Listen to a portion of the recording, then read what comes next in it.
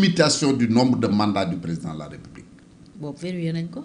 waaw moom laa la wax moo tax ma ne xam na mais le peuple est souverain. waaw buñ ko bëggoon dindi ko te dañ ko war a dindi Fatou. mandat illimix nga gëm ba tey. non lan ngeen tuddee mandat illimix almali mooy ko ñu falte doo fale man je ne parle pas de ça. que le peuple di tànn ba keroog muy doyal. c'est tout c'est ça qui est logique. ok ñu bañ a limiter la. bañ a limiter au nom de quoi ñu fal la nga def liggéey bu baax peuple bi falaal nga def liggéey ñu bëgg laa falaal ñu dindi ko ñun la doo nekkaat candidat. Or le mandat du président de la République en France, aux États-Unis, en Allemagne, en Italie, ainsi de suite, beaucoup le mandat du président en Afrique, particulièrement au Sénégal. Xam lu tax bokkuñu fu le président bi ñu koy fal bu ñu ko falee à la fin de son mandat duñu ko juger ci ñaata village la électrifié duñ ko juger ci ñaata kilomètres de goudron la defar duñ ko juger ci ñaata lycée la tabax ainsi de suite dañ koy juger sur des orientations économiques sur la bonne gouvernance ñun da ngay fal président yorul dërëm joxoo ko dara muy lijjanti ji lu mu defaree école lu mu defaree forage lu mu joxe ay bourses familiales lu mu joxe bourse étudiant lépp da koy lijjanti ji. notre budget est éternellement déficitaire. mais borom kër bi xam ni buy tëdd day jël dépense bi yëkkati nga gànnaay ni madame dépense baa ngi noonu su ko neexee bu wàccee midi dugg ci kër gi bu ñu ko teggalu añ mu toj kër gi waaye borom kër bi nga xam ni day mel ni man léeg-léeg bu ma xëy ni ay coro ba lijjanti leen ma dem te ñëw man nga toog ba 14h. wala midi jot nga ñëw naan ana añ bi. añ bi dafa naaje.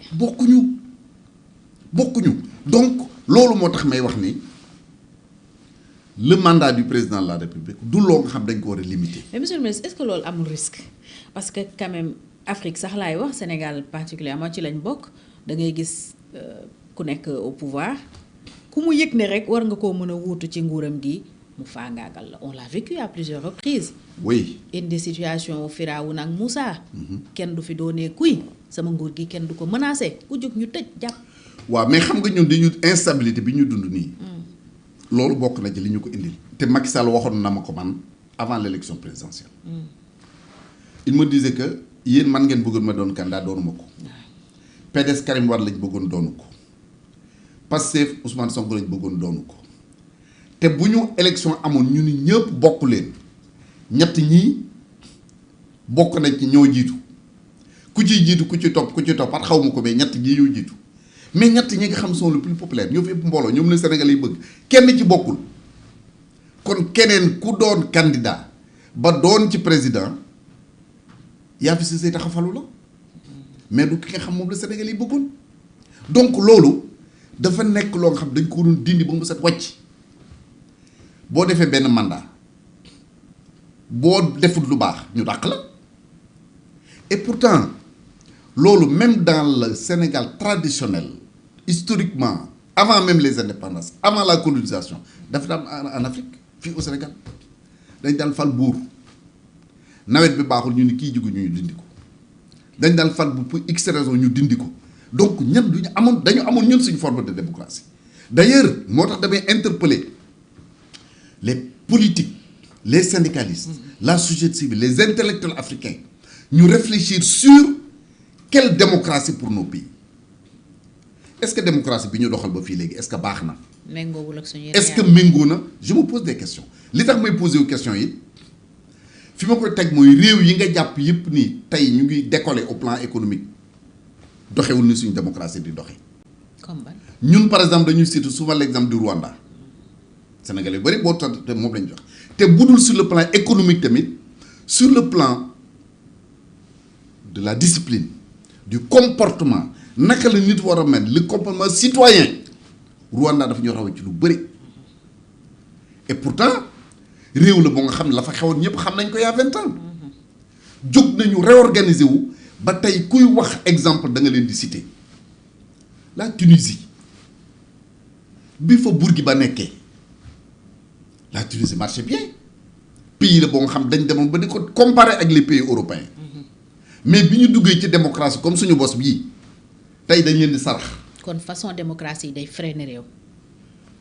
je ne peux pas dire que day freiner réew mais parce que réflexion la boo dama ko engagé man personnellement di ci inviter les autres interlocuteurs africains sénégalais particulièrement ñu réfléchir. Prenons le cas du Maroc bi printemps arabe amee dans tous les pays arabes amul Maroc et pourtant Maroc ils ont leur forme de démocratie moo tax boo duggee ci dara nga di ci dem c'est pas parce que lii ñu doxal nii français yi ñoo ñu ko imposé. On se rappelle très bien le discours de François Mitterrand à la boule le discours de la boule de François Mitterrand ca la ñu jógee tous les pays africains di def ay conférences nationales pour aller vers la démocratie je veux bien que ñu am démocratie mais boo doxee ab diir da ngay taxaw seet li ci jubut nga jubbantiku te jàpp naa ne bokk na ci li jubul la limitation du nombre de mandats du président de la République bokk na ci li jubul ni ñu découper suñu communes yi bokk na ci li jubul ni ñu découper suñu région yi.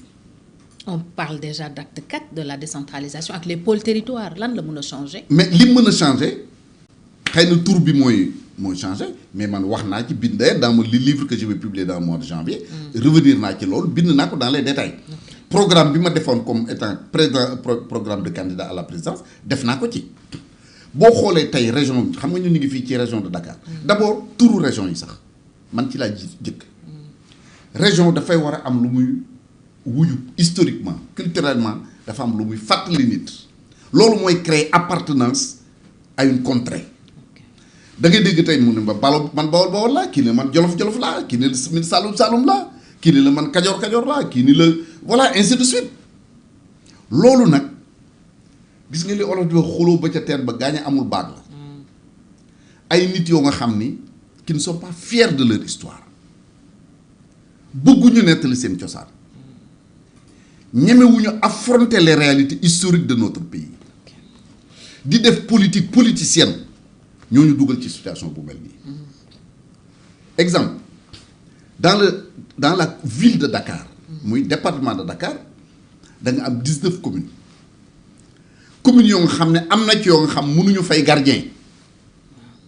amuñu benn man ba ñuy découper communes yi bokk naa ci ñu toogoon autour de la table ñu di ko waxtaane parce que j'étais conseiller personnel du maire Mamadou Diop maa ngi rappeler d'ailleurs benn kilifa yàlla na ko yàlla yërëm génn àddina léegi bu doon wax ne lu man di xew daal fexe leen ba leen a faal moom na am commune am donc voilà comment les gens raisonnaient fexe commune bi diw ko bu ci nekk mën naa la wax nag ki taxoon ñu dagg ko noonu boo demee au niveau des régions dañu xam la région du Cap-Vert parce que loo ci mën dégg Dakar la région de Dakar la région du Cap-Vert lébu yi ñoo ko moom seen mbaax seen yaatu seen ouverture seen yéwén moo tax ku ñëw ñu ubbi la ba tey ñu nekk fi minorité xajal ñëpp.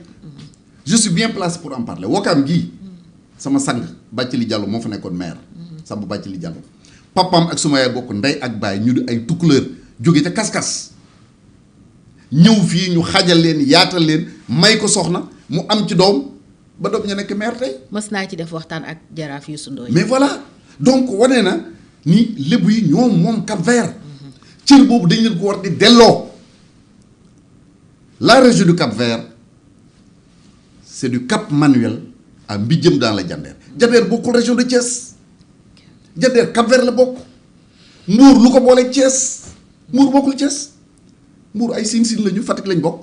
ok ainsi de suite la grande région de Casamance il faut la reconstruire mu nekk benn pôle bu am solo région bu ngand bu am solo mais booba jàpp nañu ni le fait de dire la Casamance sax bokk na ci indi la rébellion. or rébellion bi leneen la du turu Casamance. naka nga mën a génne tey la région de Kédougou génne ko ci la région du Sénégal oriental alors que toutes les recherches ma nga Kédougou le tourisme ma nga Kédougou